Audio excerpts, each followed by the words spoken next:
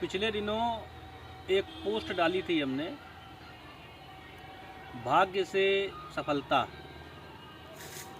की सफलता कितने प्रकार से आती है। तो पोस्ट में ये था, बता देता हूँ आपको थोड़ा बहुत, फिर वीडियो पे आता हूँ। सफलता के 3 प्रकार होते हैं। सफलता पहली आती है कर्म से, एक आती है भाग्य से, एक आती है कर्म धन भाग्य से, और एक सफलता आती है कर्म भाग्य और धर्म से।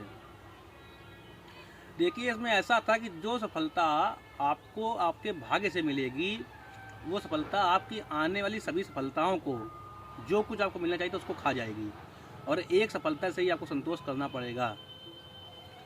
जो सफलता आपको कर्म से मिलेगी, उसमें आपको बहुत कठिन परिश्रम करना पड़ेगा। लेकिन जो सफलता आपको भाग्य और कर्म दोनों के मिश्रण से मिलेगी, वो 100% स्थायी सफलता होगी। वो बहुत अच्छी सफलता मानी जाती है। एक सफलता हमने ऐसी देखी जो शास्त्र के धर्म से, जो शास्त्र धर्म जिस धर्म को मानता है, मतलब कि धर्म भाग्य और कर्म से मिलकर जो सफलता आती है, ये सफलता बहुत अच्छी होती है। ये सफलता इस प्रकार की होती है कि अगर आपको 100 रुपये का लाभ होना चाहिए तो 1000 का लाभ होता है। अगर आप 100 मीटर की रेस दौड़ रहे हैं तो आप दौड़ जाएंगे 1 किलोमीटर। मतलब कि आपकी सफलता में कई गुना की वृद्धि हो जाएगी। जिस प्रकार स्टेरॉइड काम करता है, लेकिन स्टेरॉइड में कमी ये है कि वो हानि पहुंचाता है, लेकिन यहाँ धर्म जुड़ जाता है तो वो ऐसा स्टेरॉइड है जो केवल बढ़ाता ही बढ़ाता है, हानि कोई नहीं करता।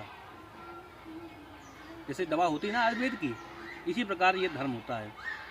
अब जिस दरअसल में बात ये आती है, हमने देखा बहुत से ऐसे लोगों की कुंडली देखी जिसको बहुत बड़ा अधिकारी होना चाहिए था, वो एक छोटे से पोस्ट पर रह गया। कुंडली देखी, जानकारी की, पता चला कि इसने उसके लिए कर्म ही कोई नहीं किया था, अपने केवल भाग्य से पा गया, तो बड़े पोस्ट तक नहीं जा पाया। कई लोग ऐसे देखे जिनके जीवन में इतनी बड़ी सफलता नहीं होनी चाहिए थी, धन के हिसाब से, वैभव के हिसाब से, सम्मान के हिसाब से, जो भी सफलता का आपका मानक है, लेकिन बहुत ऊंचाई पर गए। अब ये प्रश्न चिन्ह वाली बात होती है कि कैसे गए। उनकी जब कुंडली देखी गई, जब उनकी कुंडली देखी गई तो जानकारी यह मिली कि उनके जीवन में धर्म का जुड़ाव बहुत बड़ा था। अब एक कहते हैं बाढ़ही पुत्र पिता के धर्म, मतलब कि माता पिता के धर्म से पुत्र का विकास होता है। अगर माता पिता धार्मिक हैं, अच्छे काम करते हैं, निश्चित उनकी संतान विकसित होती है।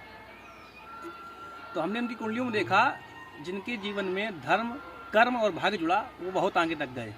वो अंबानी की कुंडली हो, अडानी की कुंडली हो, राहुल गांधी की कुंडली हो, या नरेंद्र मोदी की कुंडली हो, कहीं ना कहीं इनकी सभी कुंडलियों में धर्म जुड़ा हुआ है। जब धर्म जुड़ता है, अब धर्म से मैं जोड़ देता हूँ केतु को। पीछे मैं कह रहा था केतु को ठीक करो, केतु को ठीक करो, इसीलिए मैं बोल रहा था धर्म जुड़ेगा आपका विकास होगा। तो हाँ, फिर से बात में लौटते हैं। जब हमने एक ऐसे सज्जन की कुंडली देखी जो बहुत ऊंचाई पर थे, तो उनसे पूछा कि आप धार्मिक हैं? बोले नहीं, हम तो नास्तिक हैं, हम तो भगवान को मानते ही नहीं। हमने कहा आपके पिता? बोले हाँ, हमारे पिता बहुत पूजा पाठ करते थे, कि हम तो ऐसे पा गए। तो हमने कहा नहीं, आपको कुछ आपके उससे नहीं मिला है। ये जो आपके पिता का धर्म था, जो आपके बाबा का धर्म था, उससे आपको मिला है। अब इसी जगह एक बात फिर उत्पन्न हो गई। धर्म केतु से जोड़ते हुए आए थे, अब एक चीज़ जोड़ लीजिए, इसी में आ गए कुलदेवी कुल देवता में। जहाँ धर्म की बात होगी वहाँ कुलदेवी कुल देवता आ जाएंगे। जब आपका केतु ठीक होगा तो कहीं ना कहीं वो भी पुष्ट होंगे, कुलदेवी कुल देवता पुष्ट होंगे। जब वो पुष्ट होंगे तो कल्याण होगा। उसी धर्म से पितृदोष है, उसी धर्म में जितने भी दोष हैं, वो मंगल दोष हो, शनि दोष हो, सब जब आप धार्मिक होते हैं तो धार्मिक होंगे तो अच्छे कार्य करेंगे, अच्छे कार्य करेंगे तो आपके सभी नवग्रह दोष दूर होंगे। इस प्रकार ज्योतिष चलती है। ज्योतिष धर्म का आधार है। जहाँ धर्म है वहीं ज्योतिष है, और जहाँ धर्म नहीं है वहाँ ज्योतिष नहीं है। तो अगर आप धार्मिक हैं तो आप एक अच्छे ज्योतिष के नियमों को मानने वाले व्यक्ति हैं। तो जिन भी लोगों को सफलता अपने जीवन में चाहिए, कर्म और भाग्य को जोड़ें, और जिनको बहुत अच्छी सफलता चाहिए तो कर्म भाग्य, उसमें धर्म को जरूर जोड़िए। और कोशिश करिए कि आपके द्वारा ऐसे कार्य ना हो जो धर्म के विरुद्ध हों, अनैतिक हों। नैतिक कार्य करेंगे, मैं लिख करके दे सकता हूँ, गारंटी आपको सफलता मिलेगी। लेकिन अगर आप अनैतिक कार्य करेंगे तो ये लिख करके निश्चित दे सकता हूँ, आपका पतन होगा। आपने धर्म के विरुद्ध जाने वाले लोगों को जमीन पर गिरते हुए देखा होगा, निश्चित है। और धार्मिक बनने का ये मतलब नहीं कि आप ड्रामा करने लगे। आपने चंदन लगा लिया, मान ली 10-20 माला पहन लिए और कर रहे हैं धर्म के नाम पर, ये धार्मिक वो है जो प्रकृति का सम्मान करता है। धार्मिक वो है जो गौ सेवा करता है। धार्मिक वो है जो सबका भला चाहता है। और सब में ऐसा नहीं कि जो राक्षस का भला चाहे, राक्षस का दमन तो करना ही पड़ेगा। जो राक्षसों का दमन करता है वो भी धार्मिक है। इसी प्रकार की बातें थी। अगर आपको ये पोस्ट समझ में आई हो, ये वीडियो समझ में आया हो तो इस काम को फिर बढ़ाया जाएगा।